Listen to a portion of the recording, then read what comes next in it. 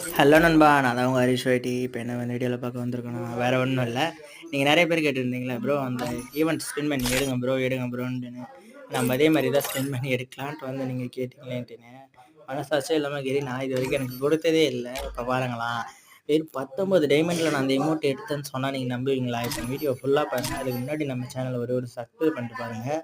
Like போட்டு மறக்காமல் like போட்டுருங்க. இப்போ பாருங்கள், இதெல்லாம் ஃபஸ்ட்டு கண்ணு கிளிக் பண்ணி கேட்டு நான் கொலை போட்டு உள்ளே போனேன். கிளிக் பண்ணிவிட்டு 9 டைமண்ட் ஃபஸ்ட்டு ஸ்பின் பண்ணுமேன்ட்டு பண்ணேன். இப்போ பாருங்கள், அந்த கன் கிரியேட் வந்துடும்.